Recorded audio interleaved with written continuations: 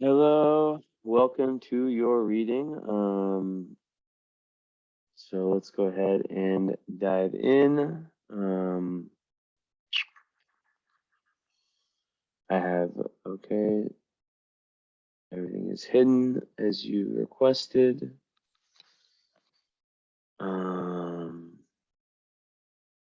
And let's just see. Okay, minimize this. Okay, so let's go ahead and share the screen. Let's start the timer too. Yeah, I'll go back and forth between like sharing sharing the screen and not sharing it. Why does it not hold up? Okay, so here we are. Obviously, first thing you notice is so much fire. I mean, the elements of the fire is just like, way more than the other ones. Aquarius rising at 27 degrees, moon in Virgo in the 8th house with the whole sign system. One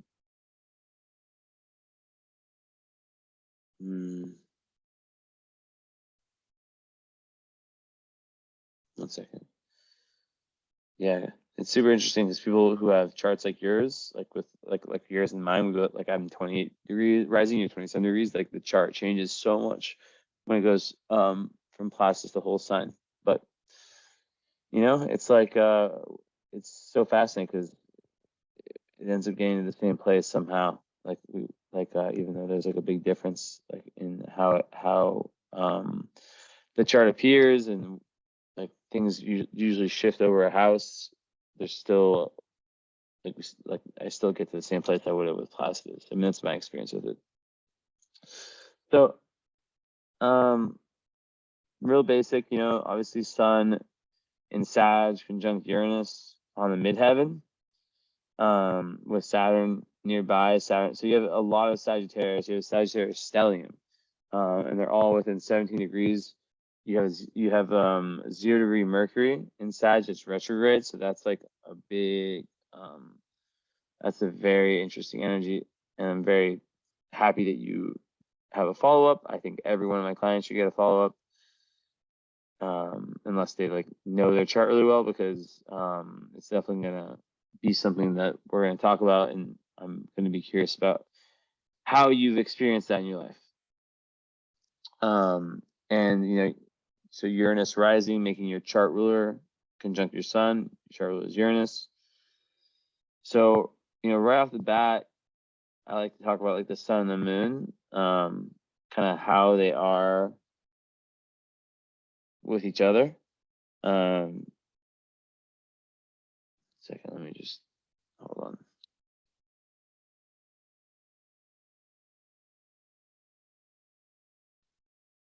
Okay. Yeah, so I definitely it's overlooked, but it's like super important to know like what relationship those two signs have. So for you, you do have a square between your Virgo moon, right? Like these are the two most important parts of your chart: the sun, your moon. It's like kind of like the yin yang. The sun is like you could say like the core essence of who you are, your individuality, your sense of self, right? But then the moon, like in the more masculine type of way, right? Kind of like what you're striving to to go towards, and to like it's the way you shine, right? What what you represent, sense of identity is a good way of saying it. The moon is just as important, and I'm gonna unshare this. Show my face that needs a haircut. Where'd it go? Okay, so yeah, so there's very, very basic. So there is a huge difference between Virgo and Sag. So I'm going to explain insight. I have 2 masters in psychology, so I tend to mix psychology and astrology. Actually, I do astrological counseling. That's like a service I offer. I absolutely love it. I think it's like, a very, very, I think it's better. It's kind of like an advanced version of normal psychology, because you can understand so much more about the person by understanding the birth chart, and then you can just talk about the themes that show up instead of just kind of generalizing or spending 2 years trying to figure out what the themes are.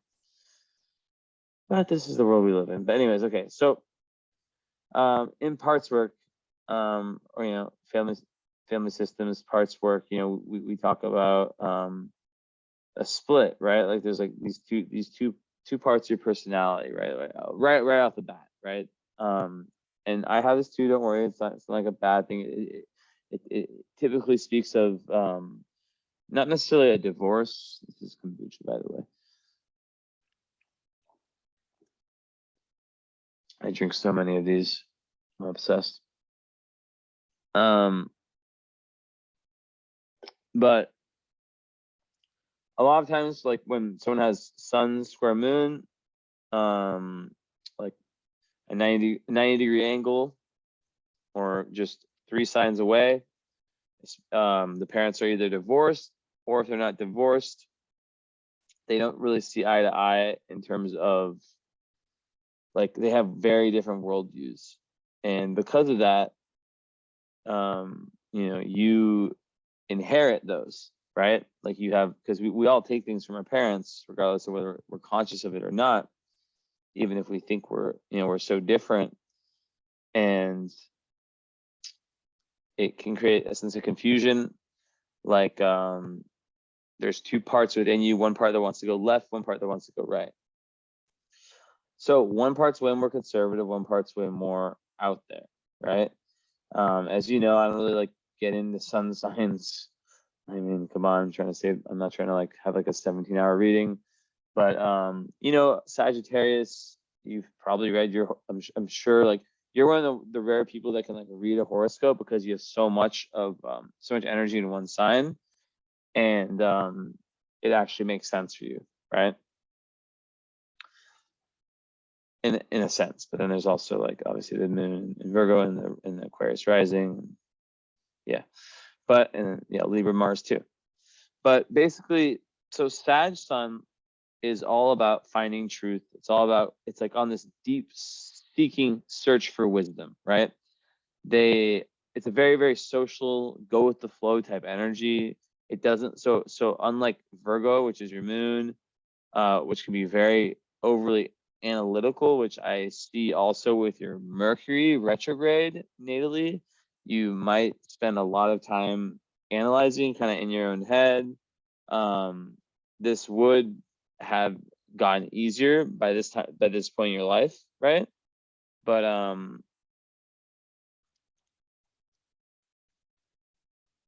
give you a perfect example of Mercury retrograde, because my little brother, he has this natally, and I'm like a big on voice messages. Like I just feel like I talk for a living, so it's like, it's way more efficient for me to just like send a voice message that takes me like, I don't know, maybe like 30 seconds, or depending on what I'm trying to say, than writing that same message and taking like 3 minutes, because it takes forever to type on a cell phone.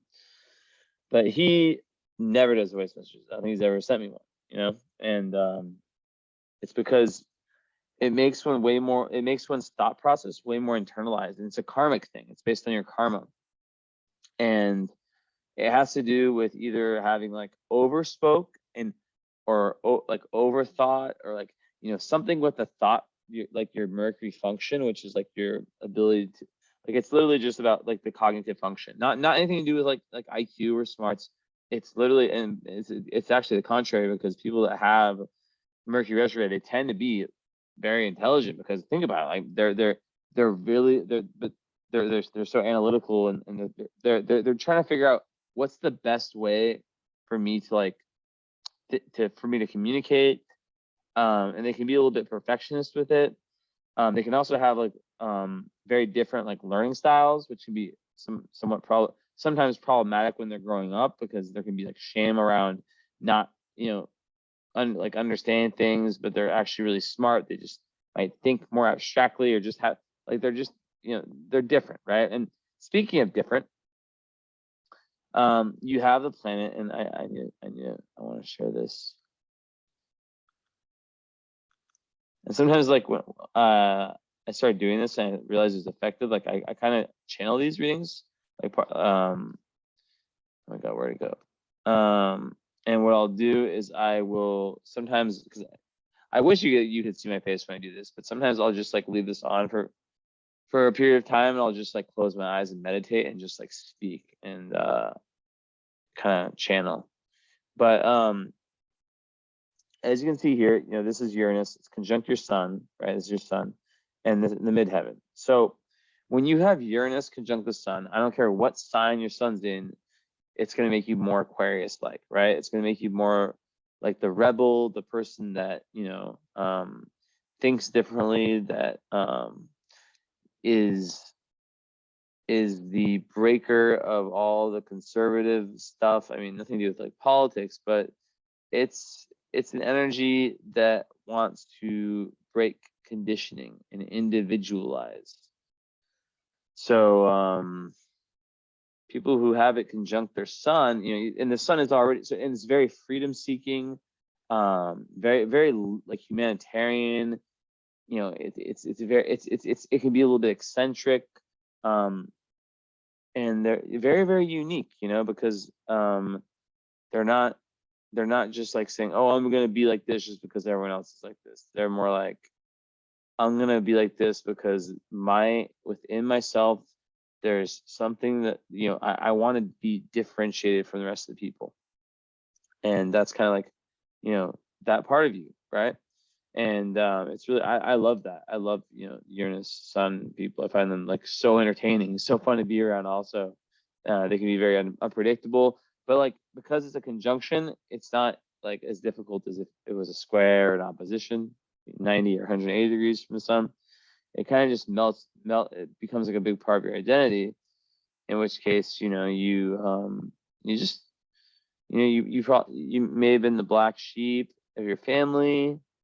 I don't have that confirmed in the chart, but like that, just the one that's different, the person that stands out in your family, and Sag, so that does actually quite very well conjunct the Sag sun, because the Sag is sextiling Aquarius, like it's 2 signs away, which is a good. It's like they're quite similar, those 2 signs. I have a Sag moon, Aquarius, Venus, and Mars. So like, these are 2 parts of my own chart that I understand. So basically they both love freedom. And Sag, it's like your life, it's in the 11th house. So this is gonna, 11th house is the house that's most closely linked. Like each house represents an area of life that this energy is concentrated in. And like the Sag, all the Sag energy in 11th house is about like groups of people, friend groups, organizations, basically in like large ambitions that take like a long time to manifest. And I keep seeing these types of charts of people, and I feel like there's going to be a very different world in kind of the middle of this decade. Like we're already starting to feel kind of the start of this big paradigm shift in around 2025, 2026. There's a massive craziest astrological event, like sequence of our lifetimes, and it's just going to be a different world, and you'll be ready for it because you're an Aquarian, you're ready for the future. But yeah, so the Sag, that part is like looking for an adventure. It's looking to travel physically or metaphorically. It's very, very into other cultures. And by the way, this is like I'm having like some soreness in my eye for some reason, but this is like really, really helping. I'll flash back. And then there's not really any aspects besides like a very, very beautiful, you do have a Chiron opposition with the sun, but I mean that just speaks to like your Chiron is in Gemini, So actually that could, in your Black Moon's there too, so that could actually speak about childhood wounds. And it's in Gemini, so it can relate to your speaking faculties, so and learning faculties. So it goes exactly to what I was saying. I was expecting this with your Mercury retrograde, that maybe you internalized some message when young, that the way that you speak and the way that you think, there's something wrong about it, and you started to develop some shame around there. And now there's a present day potential to really heal this to really heal it, and then to become someone that can help other people finding their true authentic voice, right? But maybe early on, but being like being the rebel, being the one that's different. It could, and the Chiron also there could speak about, like, like I said, like the square a lot of times talks about issues between the two parents. I'd say probably like 80 or 90% of the time that I say that I'm correct, but there's been times I'm not. And yeah, like, and then you have a nice Jupiter sextile that's just going to give you like make you a very lucky person. And it's like an exact one, so that's just like very benevolent energy. It's essentially makes you like super optimistic, and Sagittarius are already like that, like really generous, like very popular, and it makes one really attract luck. Like, you're, from what I see now, probably a very lucky person. And then in the first house, Jupiter, it gives one like a large aura, and an Aquarius rising person is someone who doesn't give a I don't want to cuss, but doesn't care. They are coming out in the world because the ascendant is like the shell, right? It's like the shell, it's the mask we wear. It's the outer personality, right? It's the shell of the egg metaphor, where the shell is the ascendant, the white is the sun, and the yolk is the moon. So that is in Aquarius. Aquarius risings are known for just being a little bit eccentric in their outer appearance. They might be the people that have like purple hair or something like that. They're very, very rebellious. They're very, very individualistic. They're caring about standing out, and it's a masculine sign, so it definitely, they can definitely be assertive. They're not afraid. It's a fixed air, so there's a level of like intellectual, like a comprehension of like different people's struggles, a real ability to be very social and very, very good at talking to different groups of people, and also you're gonna be very humanitarian. And yeah, I just see the way like Aquarius risings are. They're fun. They're fun people usually. And I don't see, yeah, and with Jupiter there, it's going to expand all of that stuff, all those key words I just said. So yeah, the whole Aquarius, like, I want to be different. I want to figure out who I am. I don't want to give into conditioning. These themes take on even more of importance with this, right? And then Jupiter in Aquarius is Jupiter makes everything bigger, right? So it makes one like a big humanitarian, someone who is very interested in like maybe technology or the future, like a future oriented person, someone who can be someone who who almost like prides themselves on their individuality, and yeah, they might even feel like they're like allergic to tradition, and they can be very, very, very big trendsetters, very pioneering. And in the first house, Jupiter, that's a really, really good, really, really good for your physical body, like for vitality and health and all that stuff. So that's really, really good. But yeah, as I was saying before, sun conjunct, midheaven, that just makes it so you're like, you have like your core purpose in life is really, really, it's really interesting. Actually, I'll get into it.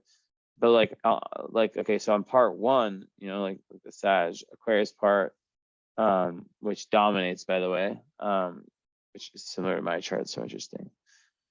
But basically, that side is completely dominating the Virgo side in the 8th house, because it makes it, your life purpose is so linked to your career. And when I say, I don't really like using the word career. I've my face, which my eyes closed for so long.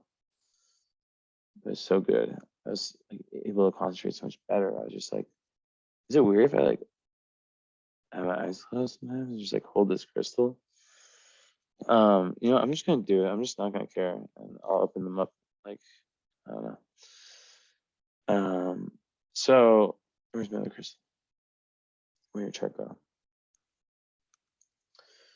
So yeah, you're definitely very, very career oriented. You're someone who's able to really, really approach, you have a very strong Saturn in Sagittarius, but you basically midheaven is kind of how it's our dharma, right?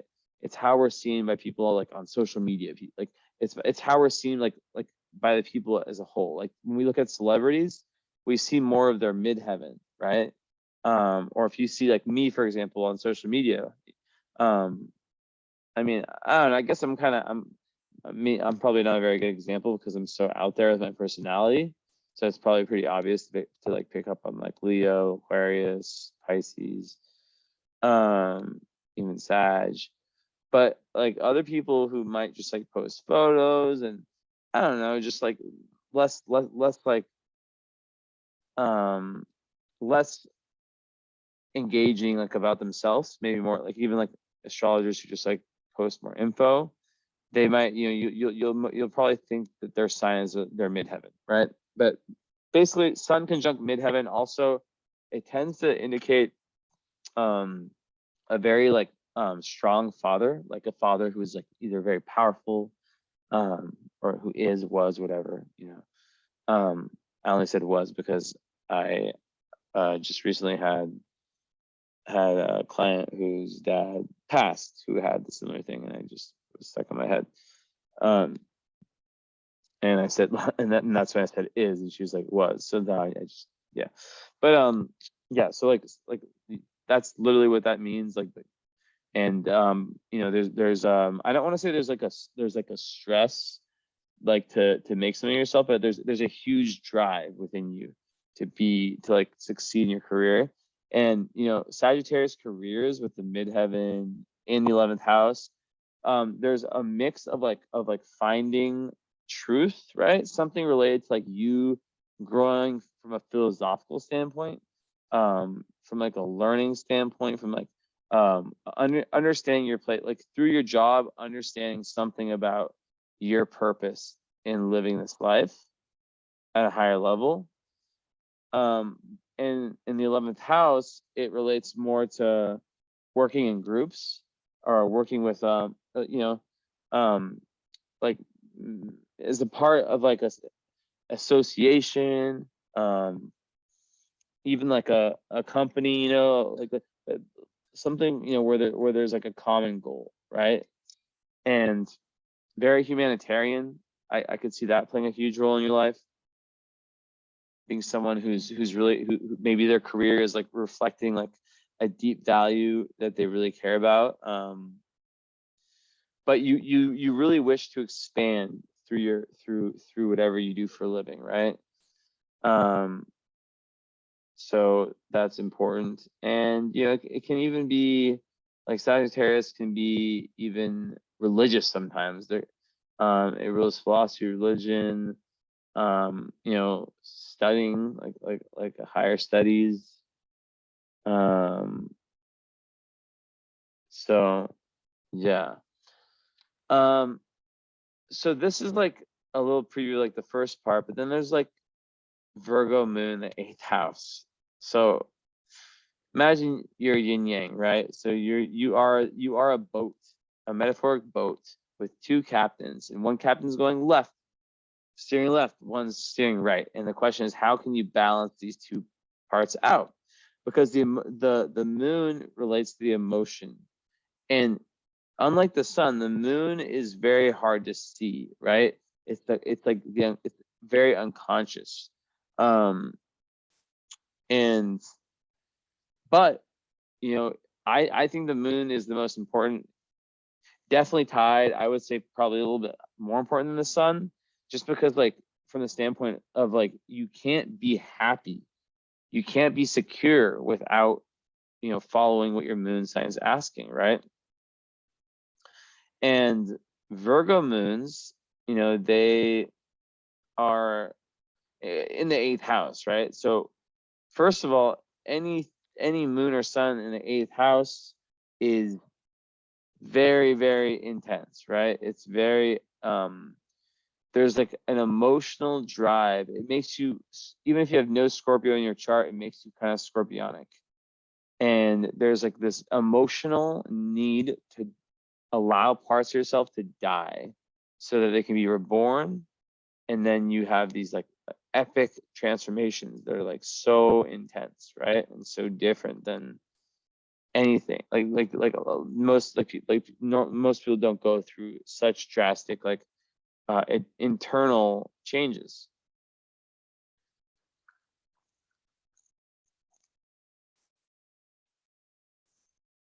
So it can kind of be like, people already probably understand that that you're different, you're built different. But this is like a way more introverted side, right? So the Aquarius, the Sag side is way more like, career success, learning, traveling, different cultures, traveling metaphorically or physically is what I always say, whether it's through books, like teachers, whatever it is, like this is like a Sagittarian thing, right? And with Venus also in Sag, like there's a love, an absolute love for traveling. But with Saturn there, and you're born in 85, you may have not been able to really experience that until like the last few years. You may have like, and also love, Saturn conjunct Venus, it can hold back, make it so like you don't really experience your like most important like romantic relationships until after the Saturn return. Saturn is like, starting at 29 and a half. So you've finished yours obviously, but yeah, most people that have that aspect, they can have issues with self-esteem. And they can be very, it can just be very difficult when it comes to relationships. Let's leave it at that. Now, but the great thing is that like over time, it gives the ability to have these really, really long lasting relationships. You see, this is the thing about astrology. Like it's like what was once something that was difficult that's called karma, right? Because you are forced to work on it. And then once you learn the lessons of karma, this is the plan of karma, Saturn, right? Once you learn these lessons, then it becomes something very good, which is like the glue that keeps relationships together. And also, I have to say it like, we'll go into Mercury after, and we'll see how it relates, because Mercury is right next to all those planets too. So yeah, like I need to paint a picture of this Virgo side, right? And other keywords of Sagittarius, they like to party, they like to kind of expand themselves socially, is one way of saying it. So, I was talking about in one of my videos today how it's like my Sagittarius moon that took me like we all have different kinds of conditioning that we have to break, right? I might write an article about this. I keep having like ideas for articles. I'm talking to clients, but I'm not gonna write it down right now because it's too. Actually, I could write it down really quickly. So I'm at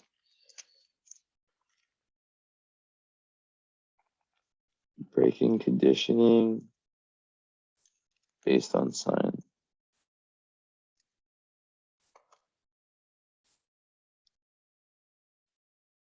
I guess it's based on the moon sign, probably the most. Maybe sun also. But yeah, basically because the moon is the instinct, right? And in this society we live in, I had this idea like today, by the way, it just like came to me. Like there's lots of temptations, there's lots of things, lots of like conditioning that can like there can be like one part of the conditioning that like really grabs onto you, while another part really grabs onto me. And I'll explain it better when I write it out. This is one of the concepts that's better to be written because it hasn't fully formed my mind yet. But basically, like for example, for me, it took me like a long time to get like it's Friday night right now, but like I'm working. You know, I like working on weekends. I do a lot of work on weekends, and I used to for like so much of my life have this feeling when it was Friday night, like this FOMO, this fear of missing out, like feeling like everyone else is having so much fun, and I'm just like stuck here. Like, you know, if I didn't go out, but I usually went out. So there's definitely like that's kind of one of the cool things about Uranus, like conjunct the sun, is that it's always pushing you to kind of break through that conditioning. But with the moon in Virgo, you know, on that topic, right, there can definitely be so this is one of the surefire. So with the other part of, with all I'm seeing your chart, you know, I can imagine that I don't know, maybe you don't, maybe it's not really like that, but like, you know, your dad definitely played a major role in your life, although there are some squares. Okay, ooh, actually, so there's some difficulty there. Maybe he was overly strict. Wait, no, that's the moon. That's the mom, usually, or whoever the more feminine parent was. The dad, it's like super solid. Like it's like really like someone you looked up to or look up to. I keep saying look, and it's just like amazing aspects. So there's one parent that there's big issues with, and there's another one that's like the saving grace, pretty much. That's what the astrology is showing. And usually, in this case, the father would be the one that's like the one that's that's the way. Let's see if the nodes. Oh, what? Oh wait, never mind. I was like confused. I was like, how is this node, the node showing this? Yeah. So that's that. Sag, life of the party, wants to experience things, wants to kind of go out, wants to kind of like live life, you know, wants to take risks, like it's big on risks. And Sag does not like as a Sag moon myself, and knowing tons of Sag people, like they don't like to like have to question things. They like to go and have and like sometimes they take too many risks, right? So this is how it's interesting, right? Because that's one side of you, right? And they become very successful a lot of times because they're willing to like like it's all about expansion. So they want to, they're very ambitious. You're very ambitious. Then there's the Virgo side, right? So Virgo moon in the 8th house is about, you know, it can create a perfectionism. So if your parent, you know, there could like conditioning, like you know, maybe you're raised in a household where like you're expected like you know, there's like a very strict energy, maybe coming from the mom, or a coldness or something. But basically, like you were expected, you like there's kind of like an OCD. There can be like an OCD type energy, and very lots of anxiety shows up with Virgo moon, and lots of overthinking. So that you have a, if I were to do a post of like signs of like overthinking, overanalyzing, like I would see 2 of them already, right? With Mercury retrograde is at 0 degrees. Okay, that's 3. And then moon in Virgo.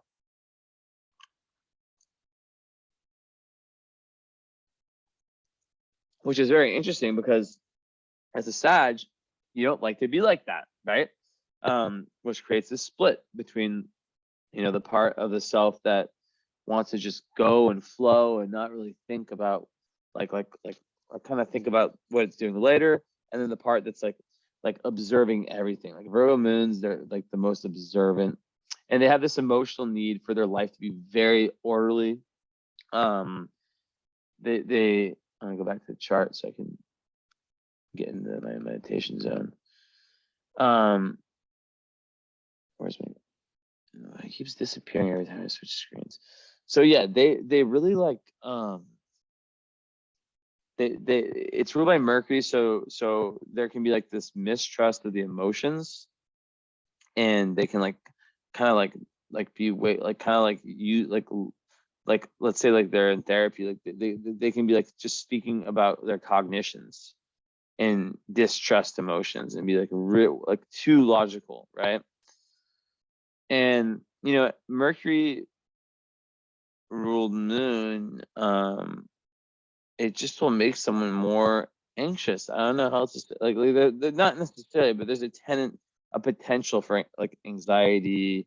I don't mean like an anxiety disorder necessarily, but like just like when you overthink and when you're striving for something like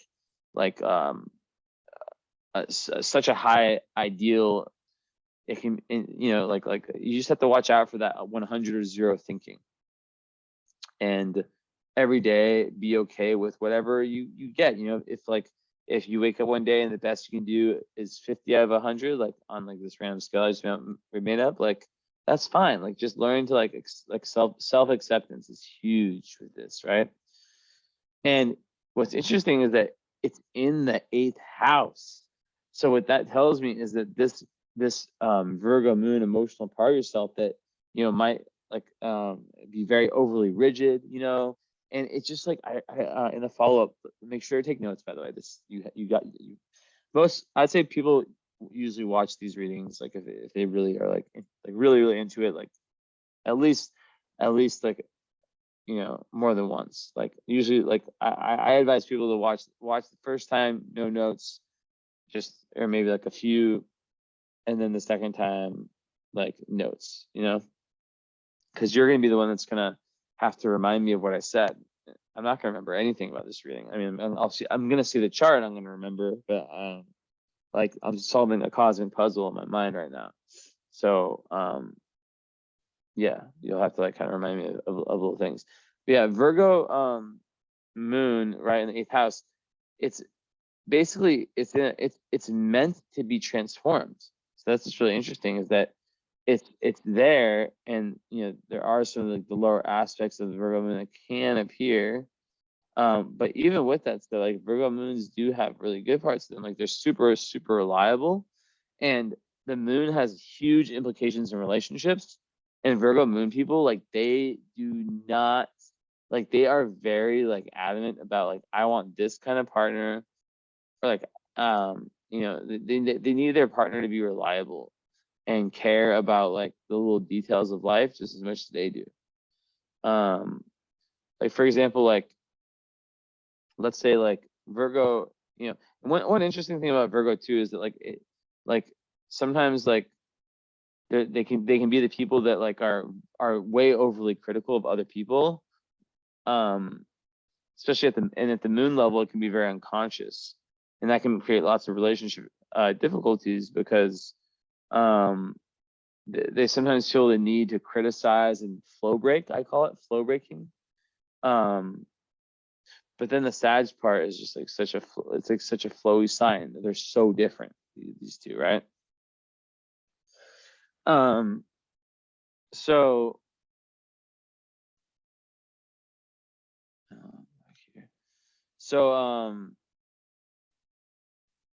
right, go. Why every time I do this up here? So yeah, so Virgo moon basically it's meant to be like killed, like not killed, but like it's meant it's in the 8th house so that it can be go through that process of death, rebirth, and transformation, which is literally like shadow work. So as a Virgo moon, the highest energy of Virgo is like this like purity. I think that it's like this white dove, like this like perfect like it's like not perfection, because that's not possible. They realize that perfection is impossible, and then they start to realize like, wow, even if I'm like not perfect, because it's impossible to be perfect, I'm pretty damn freaking good. Like I'm like really like looking at all like like they just get it in life. They know that there's like they understand the fact that there are steps that are so necessary to take in order to get to a goal. And lots of signs just don't get that, you know? They just don't get that. So that's that. I'll swing back around to Virgo moon when I think of some other things about it. But yeah, the thing about like not like feeling into your emotions and like trusting more logic is definitely truism.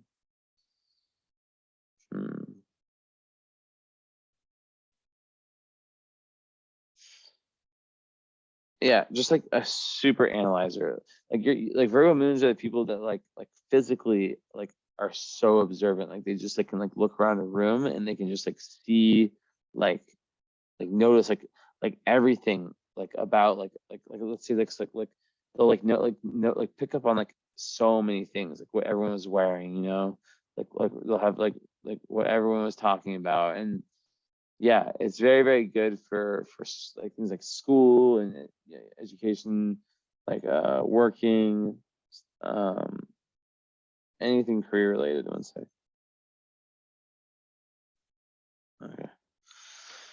Aside from that, let's see. There's lots of aspects to the moon. And yeah, that's like a very important part of this whole reading. So I mean, like just the fact that you know, it is square Mercury, that kind of creates like a disconnect between you know, the emotions and the mind, right? So it can create kind of like a high strung anxious nervous energy. So there's another you know, potential for it. And then with Venus, you know, because it's also squaring it, I'm just checking my notes here because I like to have like keywords and then go on those for some of these aspects. Careless, self-indulgent, moody, disappointment, and love affairs. Moon square Venus. So yeah, so your Venus, you know, it has Mercury next to it, which is like a very like, you know, retrograde Mercury at 0 degrees, which is a very, very tough Mercury. And then it has Saturn on the other side. So yeah. The self-indulgent and careless part, those can come out in the way in spending. So you have to watch out for that, especially with Venus and Sag. You can be like a big spender, a spendthrift. And one second. This is weird. Why does it let me do this? It's like I feel like I've been having Mercury retrograde this whole year. I swear.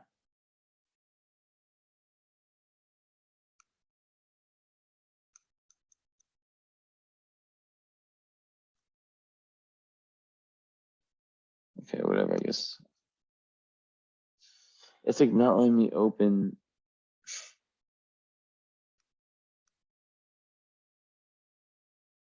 Okay. Whatever. So yeah. The Mercury, you know, so we can kind of like see how these all connect, right? There's two different sides. One and also Virgo, like, you know, like it's best, like I said, it's like earth magic. It's very spiritual. So your Virgo moon can actually mix well with your Sag Uranus side, because both of those energies are very spiritual. Virgo, it's the opposite side in Pisces, so it can be a very, very spiritual energy. And it's all about learning from your opposite sign of Pisces, which is just like high spirituality, compassion, oneness, learning to just trust God, like dive deep into like esoteric studies, you know, things that really interest you. And that's how you can really, really get emotional power and confidence, right? And because you have Neptune in the 12th house, you see, it's like every time I click on something, it doesn't work. I guess you can't see, but like Neptune in the 12th house is like literally like such a like it was in my list of like psychic placements, right? Or like for people who have like potentially like very intuitive gifts. But basically what I'm trying to say is that can really play in, and you can be very connected to like your dream, your imagination, like your dream life, your imagination life. And you can really use that to kind of like help you move towards everything 8th house. But there's going to be, at a certain point, a need to let go. And when we look at your north node, south node, north node in Taurus, south node in, conjunct Pluto. Wow, interesting. So south node conjunct Pluto, I'll actually talk about that later, but it's speaking about your past lives and like some been there, done that, like being like a very powerful person.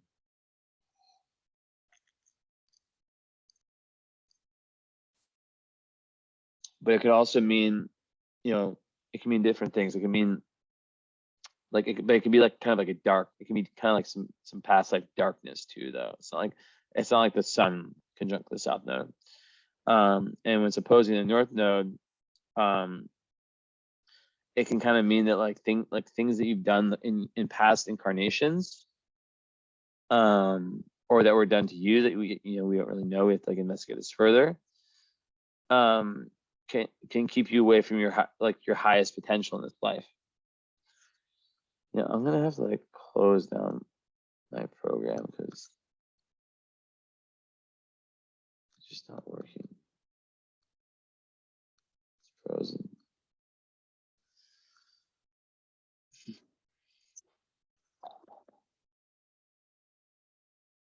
One second.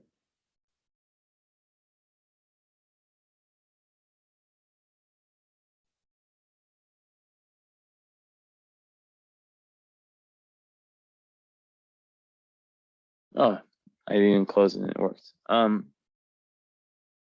Cool. So,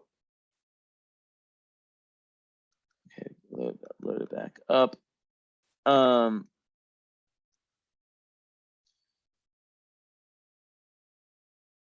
Yeah, so like more about the 8th house is like there's this deep need. So on one hand, like the Sag part, there's this deep need to understand like how everything connects together, like how all the information that's available connects to create like the grand truth. And the 8th house, it's like a big need to understand like the cycles of life, death, anything metaphysical, nature of the world, like what happens after death, like understanding like subtle energies, like the stuff that's under the surface, anything that's like underground, and hidden, taboo, even sexuality, right, is very interesting. And also it makes you like very, very sensitive, like the emotional undercurrents. So even though you don't have any water in your chart, you have no water, right? But you have your moon in the 8th house. So that is interesting, and it's so interesting you have no water, because I literally just had an opposite chart of yours where they had their south node, which is like your the past life tendency in Taurus, like where like you have the like it's the opposite of what you have basically, right? And so you have your south node, which is like your past life tendency in a water sign, which makes me think that you have a tendency, like you've mastered the water archetype, right? There's been there, done that, been there, done that around water, which represents like intuition, compassion, being able to really, and you do have, Neptune in the 12th house can definitely, in this 8th house moon can definitely like add that feeling of water. But compassion, like emotion, like being in touch with the emotions, stuff like that, that's water. But then your north node's in Earth, in Taurus, and I guess you do have some Earth. I guess you do have a Virgo moon, which is trining it. which is very interesting because there's all this difficult energy between the moon, which is most probably your mom, but then it's like a trine with the node. So it's like I take that more as like the high, like your highest destiny, like the highest point you can reach in this lifetime is really, really like it's a mix of like finding grounding in this lifetime is so important to you. Finding like a consistency, but also finding like this like real heaven on earth within yourself. It's like the highest energy of Taurus, in the fourth house, which is like the home. So like even though you're like this Sag conjunct Uranus, which can be like all over the place, it's like in this life, you know, really wanting to find grounding, right? To find peace. And part of that piece, so more about the moon in Virgo, is that there's a huge link between emotions and the body. So and, you know, so like really like doing things like yoga, meditation, whatever it is for you, will really help. And like I said before, like the mother is typically a perfectionist, and someone who provides, who might stress you out with the squares. And also the moon is square Saturn. That's a huge one, huge one, right? And moon square Saturn, it basically just it makes it so emotional. It makes it really difficult to kind of like talk about emotions, right? Like the keywords it has here are shyness, lack of self-confidence, money problems, possible trouble in first marriage. But it's a lot more than that. I mean, basically, like, yeah, moon and Virgo, it can already be an overthinker. So when you add you know, a square with Saturn, it can create someone who, here's my cat, here's me, Cancer.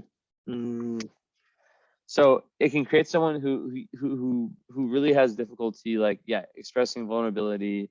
There can be like social awkwardness too, loneliness, like but like everything is related to the early childhood, you know? So like if you have like a very unhappy childhood, like with lots of issues with the parents, then there's like a high likelihood of suffering from depression, or carrying around some kind of like rejection or shame as an adult.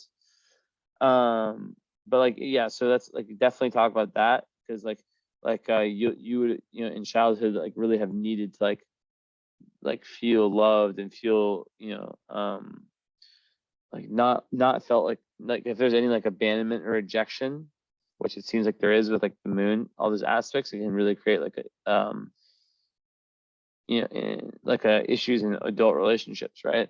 Lots of healing that's needed. But then again, like I did see like really strong aspects from one of the parents, so I'm very curious about that. So yeah, that critical stage of your life, early critical stage, is really important. And friendship or romance also can give that feeling that of belonging that like is like you seek, need almost, right, with the moon. And yeah, even like for example, like one really good remedy for this is like joining like groups, like even if it's like a, I don't know, like a club or a team, like a sport, I don't know, anything that like gets you like within a group of people. So that's really important. But yeah, it can create someone who isolates himself, who has issues expressing their true emotional nature. They feel like, because of like the early wounds, that when they express how they really feel, how they really are, that they get rejection. And yeah.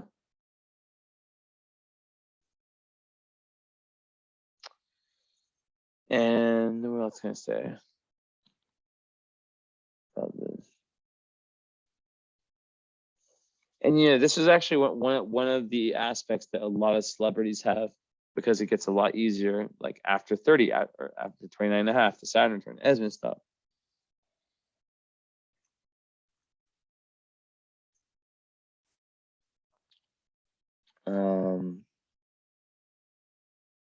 But yeah, usually it just talks about like a challenging childhood, and once self-awareness comes, there's a real ability to really develop the emotional life, and kind of move into that higher like earth energy, right? Of like North Node in Taurus, the fourth house. It's like, in past lives you've been that power structure, that power figure, right? You've been the person that attaches themselves, that like forms like very strong alliances, for example, right? That like what whether it's a people, information, like there's so many different sources of power, right? And you're someone who has this, who's karmically is a very powerful person, and but because of this ability, this charisma that I believe is still there, in 10th house south node in Scorpio, that's like really like makes me think that like, there's a tendency, or something that's kind of hard to know, like is it dealing with like something, like is it like sometimes I feel like it's like just like because we don't deal with all our karma at once. So yeah, it's just kind of like the karma you're dealing with, right? Is it's not necessarily like every single lifetime, right? But definitely like feelings of the one that's really lingering the most, right? And yeah, South Node here, conjunct Pluto, yeah, definitely energy of someone who maybe like issues of power, like maybe like controlled people a lot, and with all the difficult aspects you have with the moon, you do have Neptune and Pluto, which are they together? No, so you have a grand trine with moon. Am I crazy? Yeah, I'm wrong. It's not a grand trine. I forget the name of this aspect. It's called a kite? Is it a kite? But regardless, it's between Neptune, Pluto, and the moon. So like that actually, like, it's like moon and Neptune, powerful imagination, interested in the occult, like the spiritual stuff. Native has a strong need to create in an artistic way, which totally goes with like the 12th house, and that can be like the best, like such an amazing way for to transform. And then the other one, Pluto, changes in natives' lives are common, strong emotions, shrewd business ability. Interesting. And how close is it? It's 4 and 6. 4 and 2. Oh yeah, so they're both very close. So yeah. So yeah, and I think that the way it relates to Aquarius, Aquarius obviously is on the team of Sag, right? Because they're more similar energies. But the Virgo can be added once you get past the perfectionist part of Virgo. That's like really what holds one back, right? That has this placement is overly critical, like really like being overly critical of themselves, which then projects outwardly to other people, like relationships, because romantic relationships, with your Venus and Sag also, you'll probably be attracted to people from different cultures. You'll have a love for travel.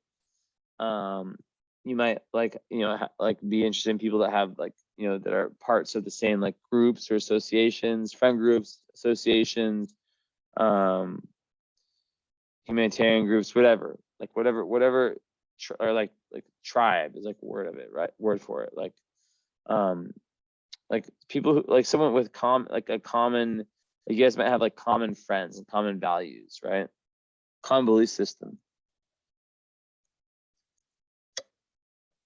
So that's important.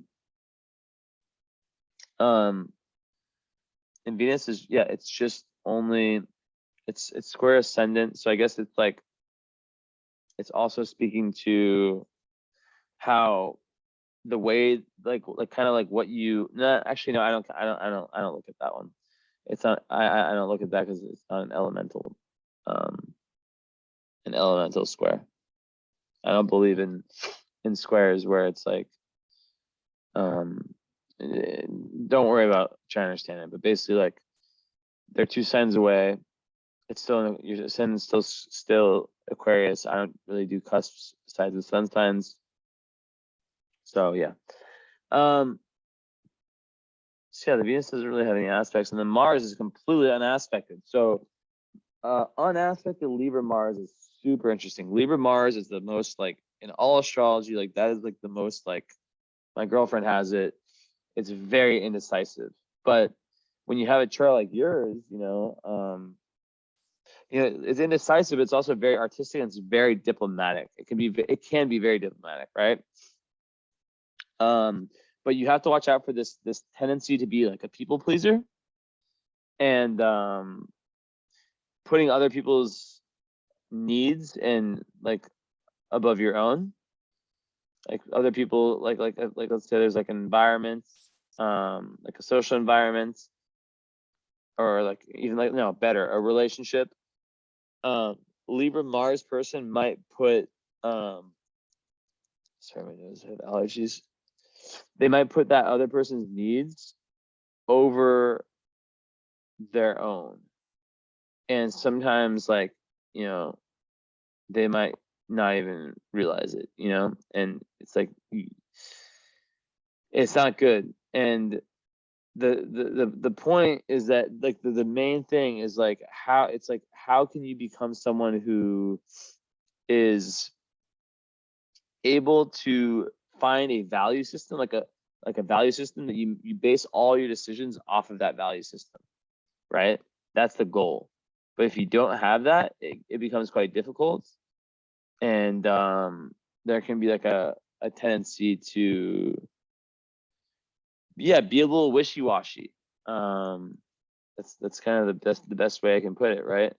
Be a little wishy-washy, and just have trouble like committing, like even if it's like the most trivial things, like what should we eat? I don't know.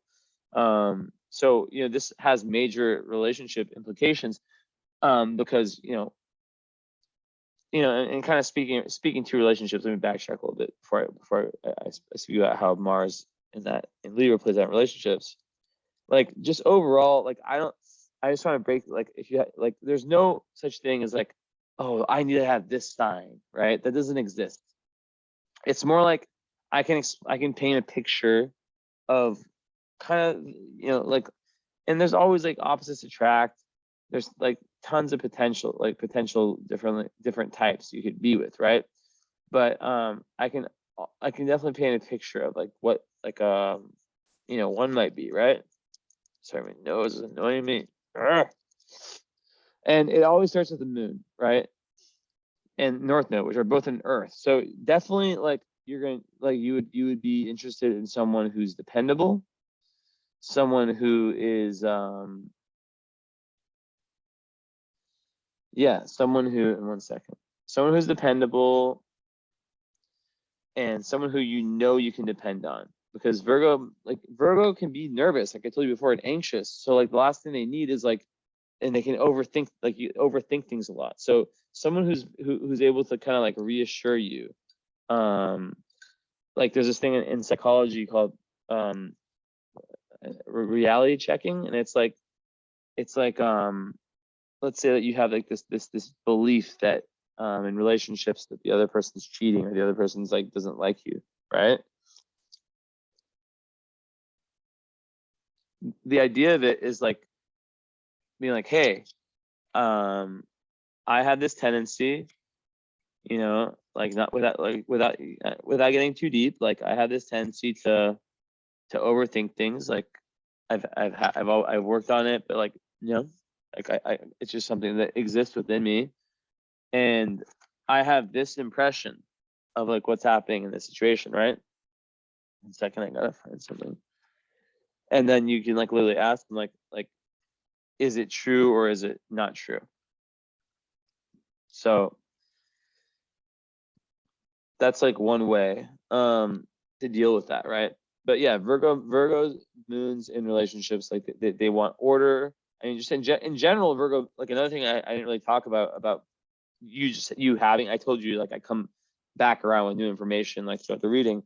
Virgo moon, they're very health conscious and they're very routine conscious, and they care a lot of like what they put in their body. Like they have an emotional need to have this routine that they follow every day, right?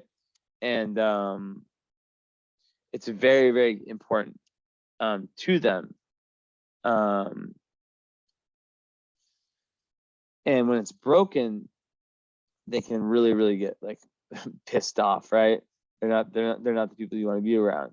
So like not everyone, like I have a Virgo mom, and I could see why, a guy would like a guy with a way different like kind of personality, or just like values, or just way of being a human, would just see that as like kind of like why do you care, like why do you care about all these like details, like just like like my dad, their divorce, my dad, like the most like he's so unlike that. It's so like how did they ever get married, like seriously.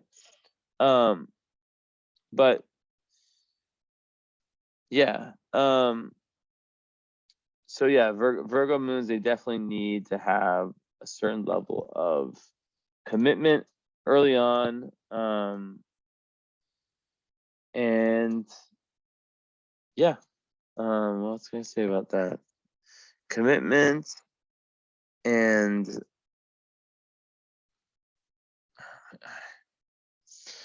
just like not needing to like think like, what is this person doing? Can I really trust this person? Like not even really needing to think about that. So that is very important. One quick second.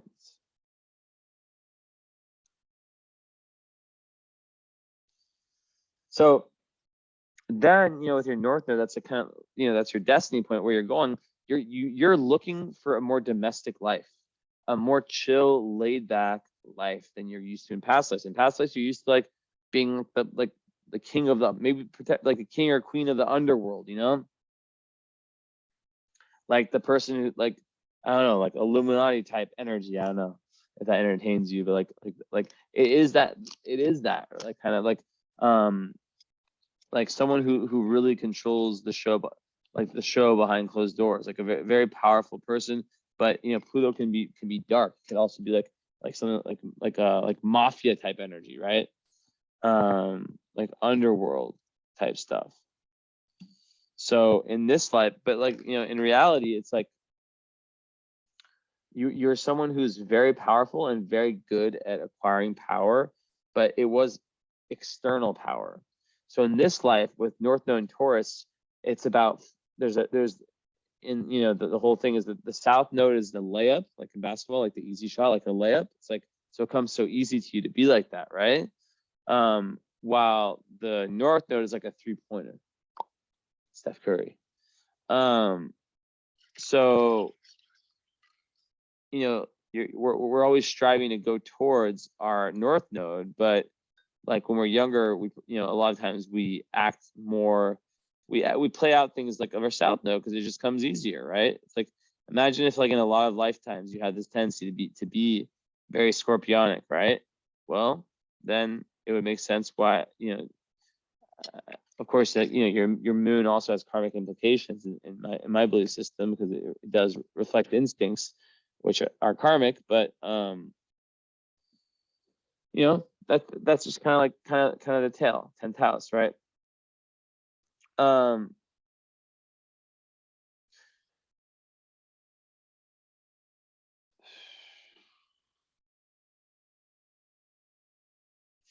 So yeah, it's all about like really, really grounding yourself in this lifetime. And that comes through following the highest energy of your Virgo moon, which is like, it's like, now I'm starting to kind of get you have a tricky chart. I underestimated. I wanted to have like a less tricky one, but no, I got a tricky one. It's subtly tricky, but it's like, so it's like the Virgo moon, the highest way you can use that, in my opinion, is like the organization aspect of it. The ability that it's so good for like being successful, and how you can set up systems, like if it's like organizing your life in a way to where you can attain your Sagittarian goals. Does that make sense? Like how you can use the Virgo to, let's say, set up a routine, have like the organization power, you know, the ability, the follow through, you know, like the consistency to set yourself up for, you know, a career that's really, really based on Sagittarius, which, you know, it doesn't have to be like philosophical. I mean, that's what a lot of times it is, but it could also be like, you know, Sagittarius is fun, you know, it also learns from fun. But overall, it's something that's different. That's the most important part. Something that's very like individualistic and linked to your true persona, which, you know, ruled by your ascendant in Aquarius. But it's interesting, like the duality between like that very like external public life, and then the North Node being like, hey, we like have a chill cabana, be in touch with your emotions, and, you know, just like, you know, chill with your family, like have a family, you know, be a mother.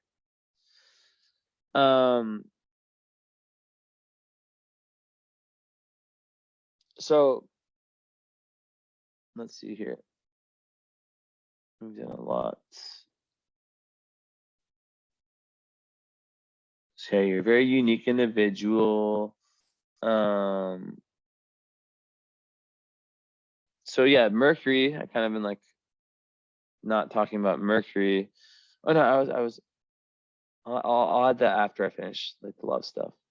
So basically, like I explained kind of how you need that Virgo type person, right? Or like you need like that kind of earth grounding presence that you can count on, where you never have to doubt like whether like, you know, they're gonna like someone who like not like in a boring way, but like who you can like count on being the same person day after day. Super important. But also as a Sag, you're super adventurous, so you're not gonna really do well if someone is too boring, you know. So it's really someone who is balanced, like I just mentioned, but also who has, you know, similar values as you, about traveling and about really wanting to like explore different worldviews and all that Sagittarius. And like I said, like Sagittarius Venus people tend to like my girlfriend is Sagittarius Venus. She's Romanian. I'm French American. You know, like my friend Agnia, she's a Sagittarius Venus. She's like, I swear, like she's Latvian. Every guy she dates is definitely not Latvian, but she does live in London. But that's the point. There's a love for traveling, and there's a lot of potential for finding love when traveling in different countries. And yeah, I said how Saturn there can kind of keep that from happening until later. Seventh house ruled by Leo with the sun in the 11th. You know, once again, like I could totally see see you meeting your like your lover playing like a huge role in like your life purpose. You guys maybe like being business partners or something like that, or like I don't know, like whatever you do for a living. I have no idea. It could be something he also does, or actually I can't assume sexuality, but you know, that person does. Because by the way, just so you know, I purposely don't look at any photos of, I don't look at anything. I don't remember any of our conversation. I did that on purpose. And because, you know, it was what, like over a month ago that you booked. I don't remember a single thing about you. So that's the beauty of this, is that you know, you're getting this raw, you know, I would read this the same way for someone that's 10, 20, 30, 40, 50, 60, etc. So yeah, so that's kind of like the Venus part, and then you add the fact that like so definitely a need for like some movement, some fun, some adventure, solidity, and then the Mars and Libra in relationships is it's kind of complicated because like Libra is all about fairness, right? Like diplomacy, justice, and it's very creative. Usually the way I look at air Marses in relationships is that they're just like a big need to have like an intellectual connection with the partner. And because it's in the 9th house, that's just another surefire sign that you will be someone that seeks out traveling, seeks out different philosophies, potentially higher education. So, and the fact that, it's, where did that thing go? I need to find one thing.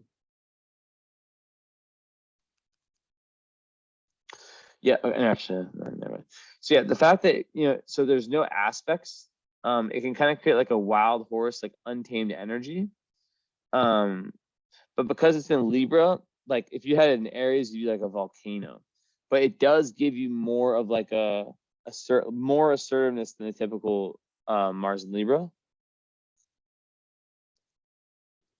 But Mars in Libra, like when it comes to like anger and stuff, like they can be quite passive aggressive at times. So this is another one I definitely want to talk about because I'm very curious. I haven't seen this before. But there's really like a need like for like the right outlet for your energy. Yeah, like a special focus for directing the energy. Because typically unaspected like planets can just go wild, and cause havoc. But it's in Libra, so it's kind of like it's called it's in detriment, right? Which is like where like the, I don't want to say worse, but it's like the least advantageous place you can have your Mars. But the fact that it's an aspect is making it a little bit less like that. Okay, so that's kind of like all that. So then Mercury. So you have a very karmic Mercury. I talked about. So okay, I'm getting this past life picture a little bit here. You definitely like relied on your instincts in past lives, and they really served you well. And now in this life, you're being forced to, or you have this karma where you're kind of like looking at things differently, like especially the first 30 years of your life or so, or into your like 20s, whenever you start maturing, right? There's that over analysis that a retrograde Mercury has. So when it's actually Mercury retrograde, you'll feel more in tune. And the fact that it's 0 degrees, like even if you didn't have Mercury retrograde, if you just had a 0 degree Mercury, I would be telling you like that has a similar kind of influence as having a Mercury retrograde, right? So it's like it's like you're here to really think about, how do I want to think? What do I want to think about? How do I want to communicate? Because there is probably a over usage in past lives, being that you were a very powerful person, from what I'm seeing.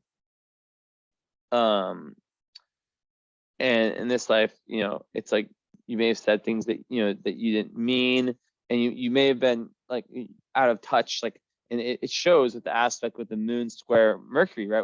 And the moon is connected to the nodes, that the way that you thought and the way that you like your brain and your like what you said was completely out of touch of your heart. So in this life, you're trying to find that connection and connect to your authentic self, which is why you have Uranus conjunct your sun. This life is really about breaking past life conditioning, that where you were like probably in a position where you kind of had to play a role of power. And I definitely sense some darkness there. Just saying. Yeah. So it's a new karmic beginning in relation to your Mercury and Sagittarius. And Mercury and Sagittarius on its own, without anything else said, in the 11th house, it's like it makes your friends really important to you. You really want to share thoughts and ideas with like a group of people that you're close with, and study with them, and have common beliefs. And yeah, Mercury and Sag, it just means that your mind, your brain is focused on acquiring so much information, but you might have this really inward expansion of information, right?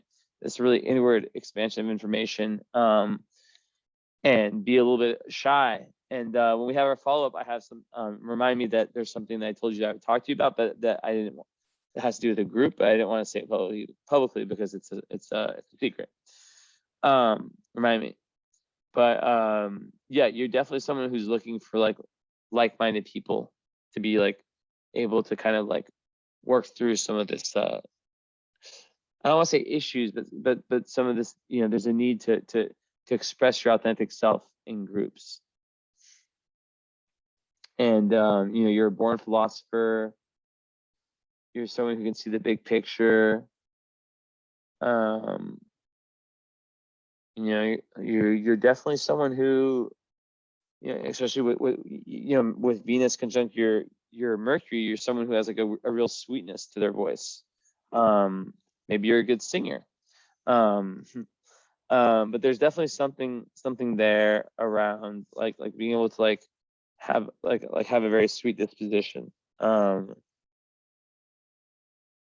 And the fact that Mercury, like going the other way to your Venus, is that in relationships you also like really communicating ideas.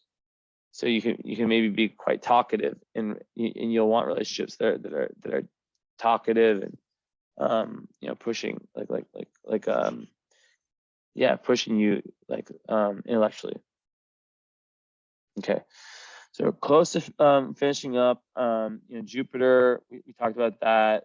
That just gives like the first house, like a larger than life presence, like a huge aura. It's like a very, very good for like being like a leader, super humanitarian, kind of larger than life presence. Someone who wants the new and the inspirational. I talked about that already.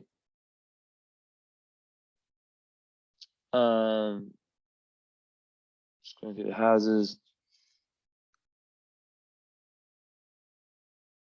So yeah, like the North Node, I talked about that a good amount, but basically like another way of saying it is like it's a karmic quest for inner self-worth, where in this life the circumstances are not going to align as they did in past lives, where in this life you're trying to find within your own self, like that value system, that sense of like internal security, right?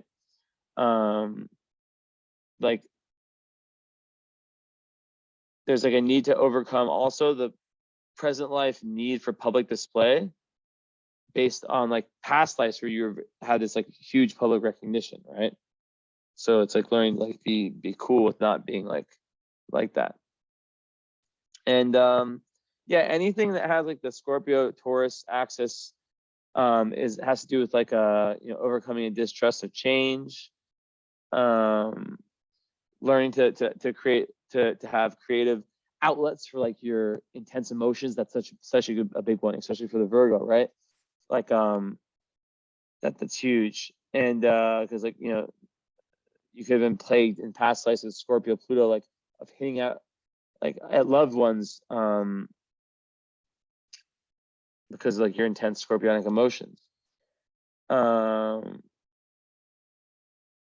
also there could be like some past like trauma potentially too, of like kind of like traumatic endings to past lives, which like these like emotional wounds that you still feel, of like being cheated, and you can carry those into this life and be like very untrustful and cynical. So it's all about like learning to trust the process of change, right? And learning to like kind of like let go and trust trust that everything will be okay, gives you this real Taurus peace and stability, which is so important. So, okay, where's your wound, right? Fifth house. So fifth house is a dark house for you. You have Black Moon, Lilith, and Chiron there in Gemini.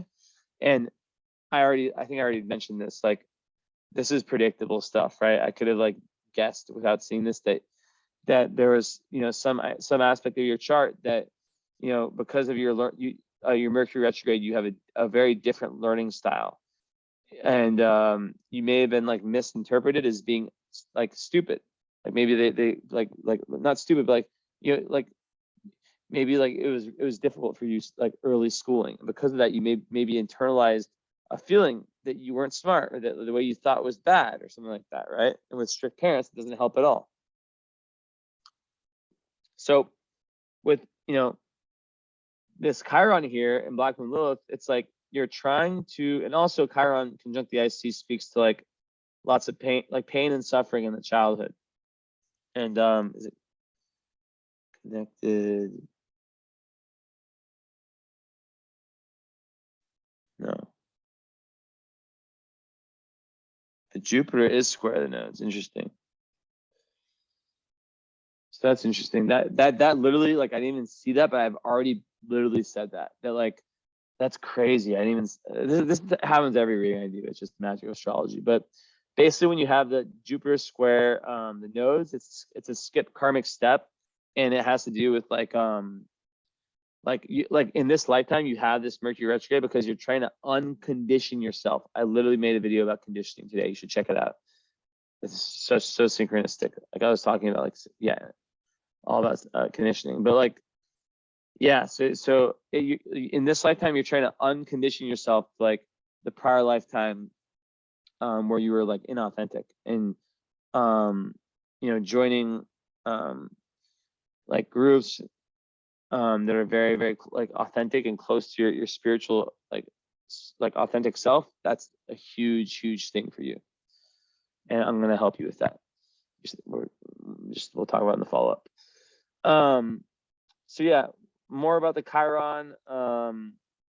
In Gemini, yeah, it just comes with like not trusting your own thought processes, basically, and like second, it doesn't like it does not help. It doesn't help. Like to all the stuff that's already in the chart, right? And it can lead to like a fear of communicating with others. Maybe you had some kind of like communication like issue as a child, and I just think it has to do with like, yeah, the Mercury retrograde. You were probably, even though you're an Aquarius, you probably were quite rebellious and quite different. You really didn't give a shit about like lots of things, like superficial things, and then you had this different communication style, or like learning style, communication style, like all these things, and the teachers didn't understand it, and yeah, what you really needed was like a different kind of schooling, like a more abstract kind of like big picture stuff, right? And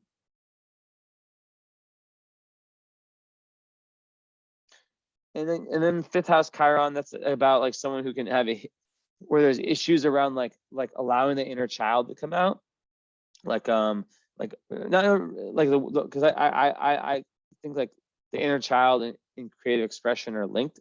So somehow that was wounded early in life.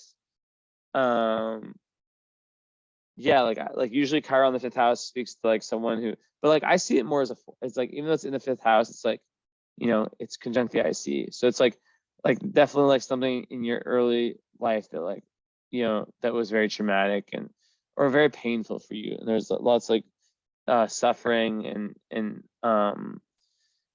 just difficulty. And Chiron, it's opposite your sun. So basically like this is like getting in the way of the full like until you fix this wound, right? Which is totally like you'll have trouble, maybe you fixed already, you'll have trouble expressing that Sagittarius part of yourself. you'll feel held back, like you can't let that fiery expansive Sag energy out. And Black Moon Lilith, it's right there too. And basically in Gemini, Black Moon Lilith, it's not a planet, it's kind of like the low energy we each have.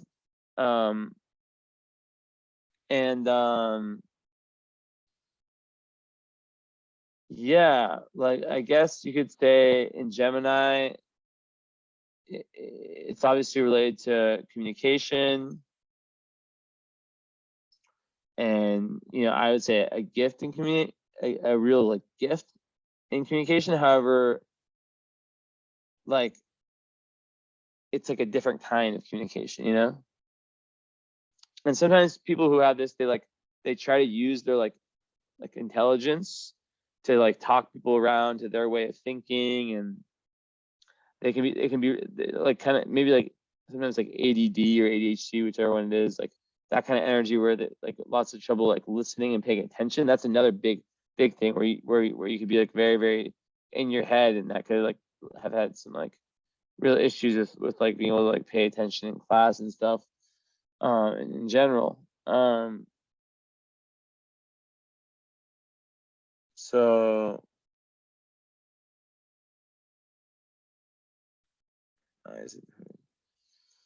yeah, it's all about like learning to like kind of like respect other people's like view also, and not try to like put your own view onto them, and also like in the 5th house, that's about fun, right?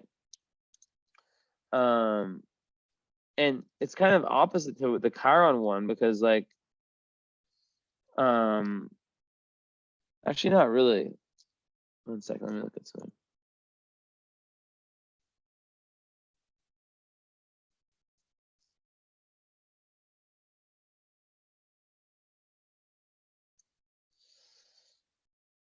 Yeah, I think Black Moon Lilith in the 5th house is like just like it speaks to like how important your creative pursuits are to you.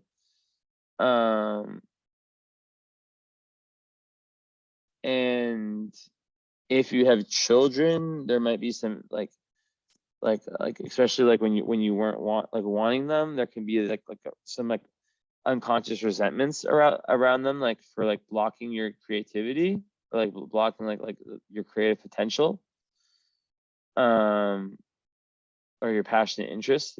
So but really it comes from like a need to really find the balance between like fun and duty, right? And let's open one thing really quick. Let's find this.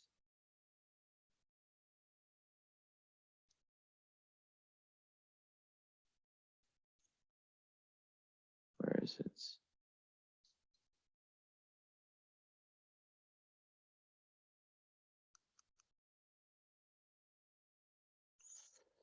So yeah, Gemini.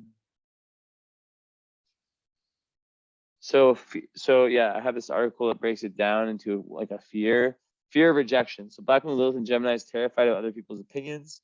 They want to be accepted and liked by everyone. They may reject people before they have the chance to be rejected. Struggle defining what your own individuality and tastes are, as your mindset is too often focused on other people.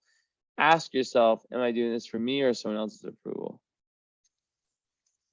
And yeah, I would add that like, anything Black Moon Lilith, 5th house,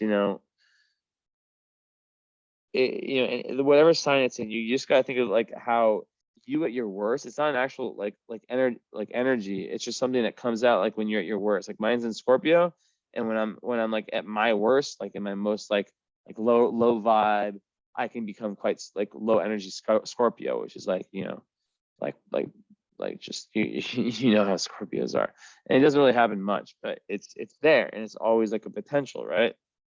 So just something to watch out for. And Gemini, the low energy of Gemini can be like a liar, a deceiver. One second.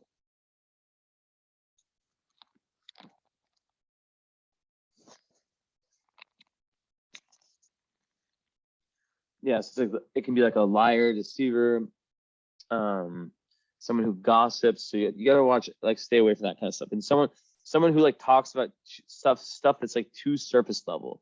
Someone who doesn't like get like, and that's opposing your Sag energy, right? So basically what it's saying is that, like, you're trying to, like, you are this very deep person that wants to talk about high concepts, but like when you're at your lowest, you get caught in like kind of bullshit, potentially like bullshit kind of like topics that you really don't care about.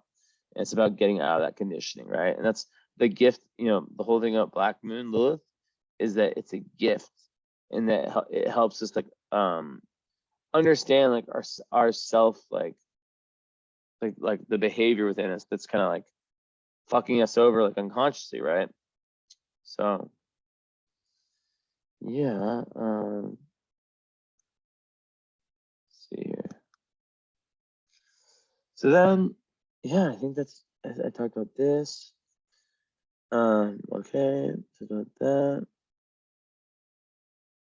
So, yeah, and then Pluto in the 10th house, I mean, just like by itself, like, the fact that it's conjunct in the South Node says everything, but still, even with that said, I'll read out my Pluto book because I always do this, but like, I don't know, because this is gonna be a little bit different because of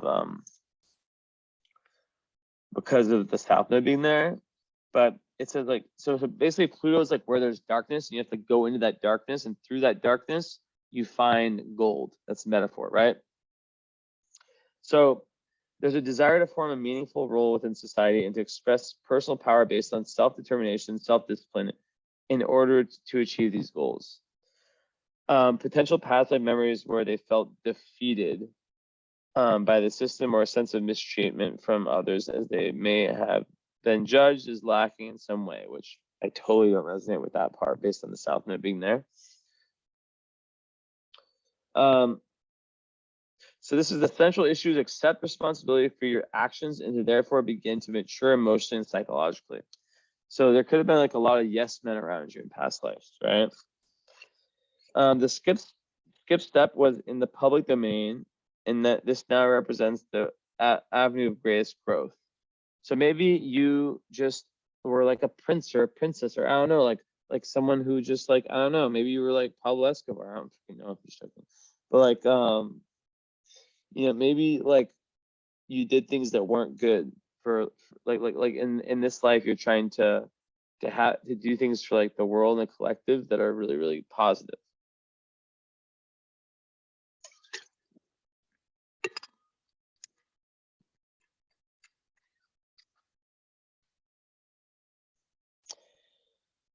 And yeah, like another thing is like accepting that your thoughts, desires, and actions in this life are an accumulation of your own karma. So your thoughts, your desires, your actions, and even like some of the shit that happens to you, you'll know a lot about like, and I don't want to like give you this idea that like, you're this horrible person in past life. That's not what I'm seeing. I'm just seeing that like you were a powerful person. And that I'm not saying you were like a murderer or something. Like, I don't see any squares with Mars. Like, I'm saying that like, you're a powerful person, and maybe you're a little bit out of touch, and maybe you because of that you like misused kind of your brain a little bit in terms of communication, and your thought process was very, very like subjective and not broad enough. Okay, so then learning to place your own power within yourself. So this is so complementary of your North Node in Taurus. So placing your own power within yourself as opposed to outside of it, and acting as a victim of circumstances. And then there's a need to reconnect / re-identify with the experience of nurture and personal emotional belonging. You see, and that goes right back to that 4th house. So like, I feel like in like the past life, you were like so powerful, but like there wasn't that nurture, there wasn't that feeling like, and this goes back to your relationships too, like close. I'm talking like the senses, like touch, like snuggling, like these kinds of things are so important, right? All right. I once again said I would go for 140. Jesus. Last one was like, okay, I'm keeping it under an hour. It was 130. This one is 140. Now I guess I've gone this far. Like I should just see.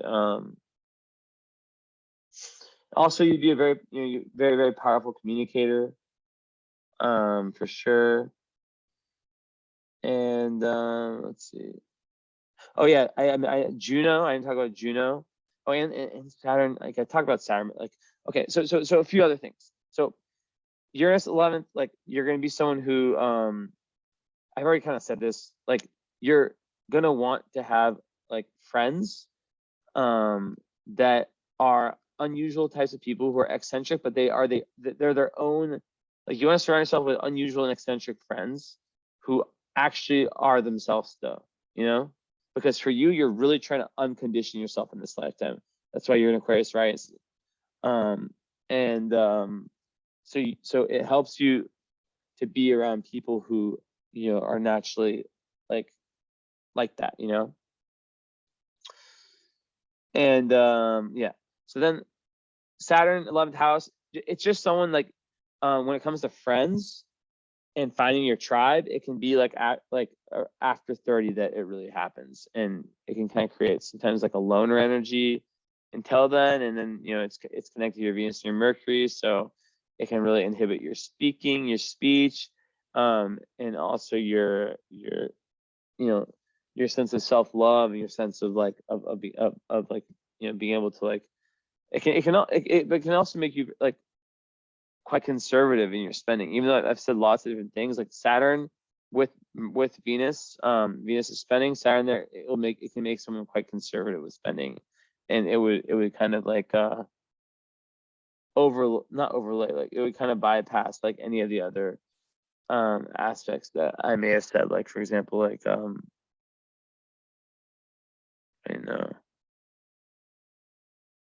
yeah. So conservative in spending. And good at saving. That's like really, really good for saving money. Yeah, with the Saturn 11th house, basically like it's like the best place you can have your. I mean, like it's not. It's a very strong place to have your Saturn on the midheaven. It just basically means that you have tons of power, tons of organization, tons of ability, tons of capability when it comes to your career. And 11th house, it's like saying that you'd rather have a few really, really good friends, and they typically don't come until like after 30, like, and yeah, you're like, it's like it takes you, there's like a long criteria for you to allow someone in, and once they're in, and then you have friends for lifetime. But it's not like you're just the person who's like, oh, I want to be your friend, I want to be your friend, I want to be your friend. Okay, so last thing I'm talking about is the Juno and Scorpio conjunct the chart of fortune. Basically, what that's saying is that like Juno represents like what we look for like in our ideal partner. So Juno in like the 10th house in Scorpio is someone who has a certain level of like spiritual maturity, and a certain level of inner power, and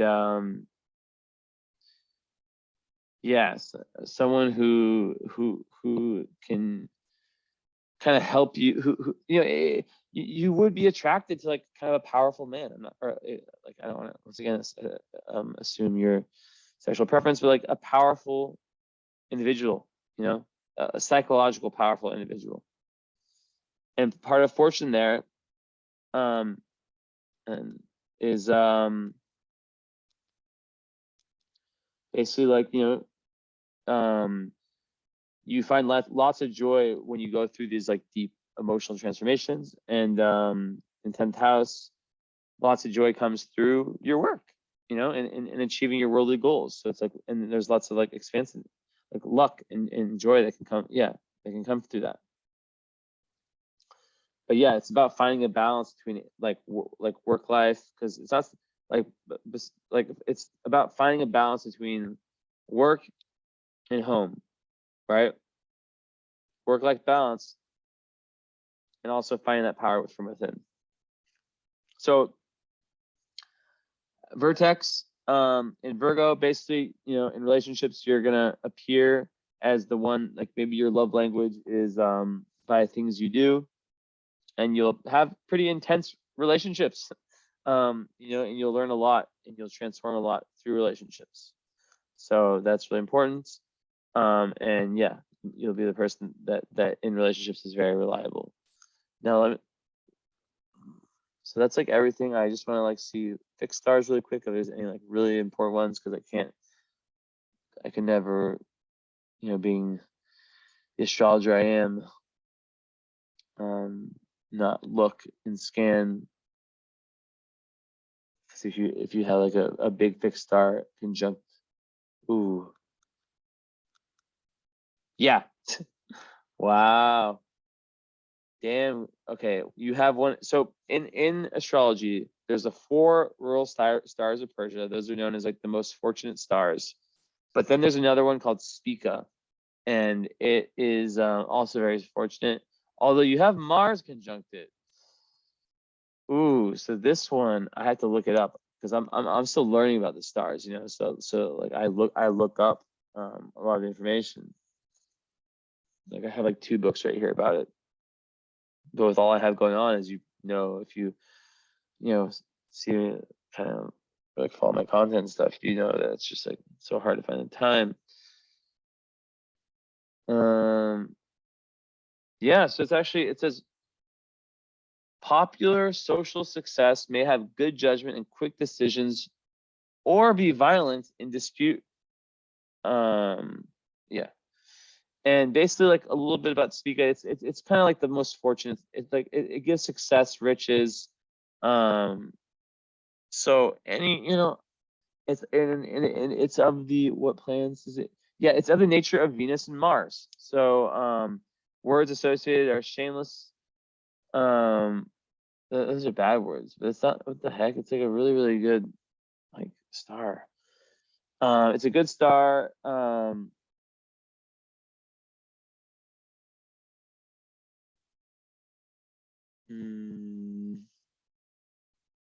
It says a combination of the opposite sexes of Venus and Mars in one star must inspire further thought about the androgynous qualities we already know with Virgo, but it is doubtful that Ptolemy know that as a star of the grain harvest is the provider of our material needs. So I think this would just give you more like grind and grit and grind to go get what you want in life, and give you some like real luck when it comes to like acquiring, like it's in the 9th house. So like you could really expand yourself, and have lots of luck when you travel. And it makes that Mars in Libra way better, because it's touching such a good star. So some of that, it can make you like channel that Mars in like a creative outlet, which I definitely want to know about as well. Okay, ascendant, I don't see anything. Okay, nothing there.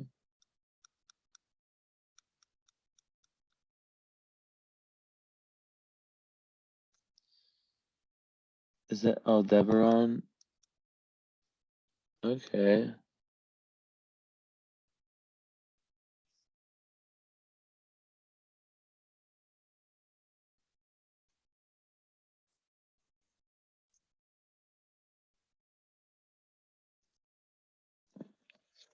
So Aldebaran conjunct the IC. So that's another really, really strong star. That's actually one of the 4 royal stars of Persia. So you have Spica and Aldebaran on either a planet or an angle. That's really, really good. And Aldebaran is just really, really good for money. What else can you say? But IC is kind of like not that important. I mean, it's like of all the 4 angles, it's like the least important.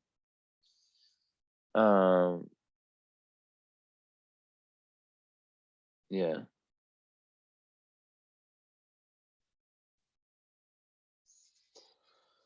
All right, but yeah, it gives riches, it gives luck.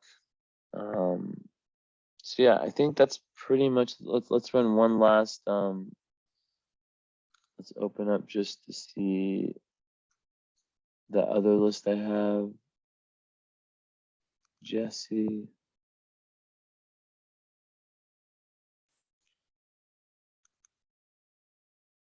Zero, because that's not gonna work. Esme.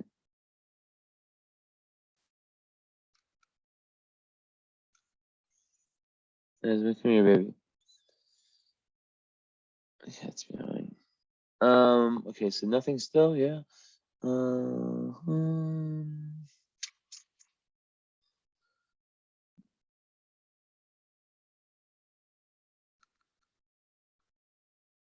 Wow. So yeah, your Libra has like really good stars right around it. It's in a great part. Your Mars, excuse me. So that's gonna like kind of make it also has Arcturus, which I always think is it's a very valiant star. So even though Mars obviously it's a planet of war and it's not typically looked at in a way that is like Mars is it's your Saturnus function. Mars in Libra is not good, but this is what Mars conjunct Arcturus says. Popular, many friends, considerable gain, but does not save owing to extravagance. But that is kind of pushed away by the Venus and Saturn. If it's in the first, seventh, um, ninth or tenth with the moon is at the same time, and the moon is at the same time with Pollux, danger of death by suffocation. Well, it's in the ninth house, but the moon is not with Pollux, so thank God. Pollux is in Cancer, right?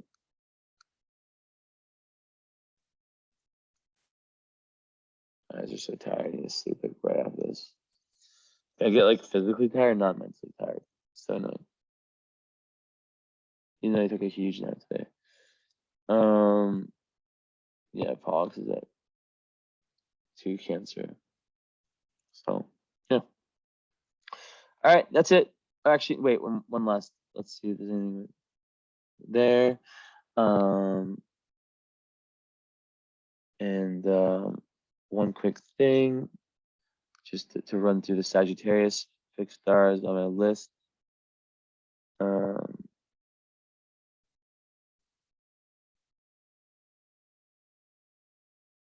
There's no 9-degree Sagittarius there because that's what Antares is. Oh shit! Your midheavens conjunct Antares. Oh my god, this is so fortunate. You have no idea. It's it's less than a degree away. Okay, so you, my friend, have 2 of the royal stars. You're like me. You are like me. I have 2 of the royal stars. There's 4. I have 2 that you don't have. And you have 2 that I don't have. That's so interesting. I have Regulus rising and Fomalhaut on my descendant, and you have Aldebaran on your IC, and Antares on your midheaven. So this one is way stronger. And this is the last thing I'm gonna tell you, and this is a great way to end. Because Antares is like it's such a boss energy. So this actually speaks more to what I've been saying about the past life tendency, right? Basically, it's like very lots of honor that you'll have like in your career, in your life. Preferment and good fortune, mental alertness, strategic ability, and courage to make daredevils. And like Pablo Escobar had this really close, Abe Lincoln, right?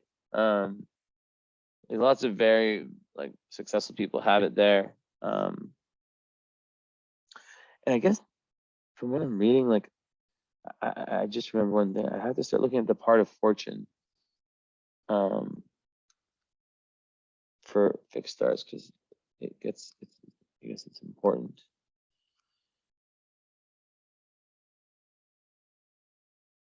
So that will be the last one. Look at it. That is so amazing that you have that. I think of Antares is like Regulus is like what I have it rising. It's like the king of like the known king, the known prince, you know, like Antares also, it's like kind of like hidden knowledge. It's like the king of the underworld, kind of like Pablo, kind of how Pablo Escobar was. And then you see your Pluto, you're like a badass in a past life. Okay, what am I looking for right now? So this will be a 2-hour reading. God damn it.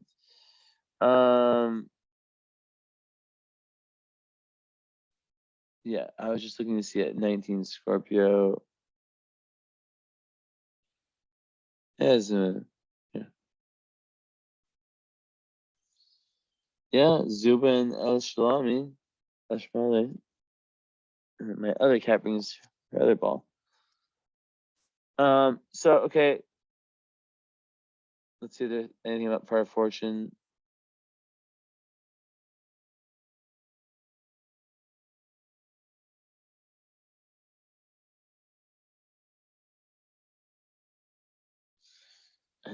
So Zubin El Shamali, I know that one is the one about writing. So it would only make sense that your part of fortune conjuncted would have indications about writing and how you can gain lots of joy through writing. That's what it is. So that is it. Thank you. I wanted to do an hour and I went way over, but that's it. Enjoy. I need to learn how to make my readings shorter because, but for me, it's more important to, give you the best reading possible because maybe you only get one reading in your life, and I want to give you the cosmic download and give you all the details. So I hope you enjoyed this, and I look forward to speaking to you. I'm really tired right now and about to go to sleep. So that was weird. All right. Ciao.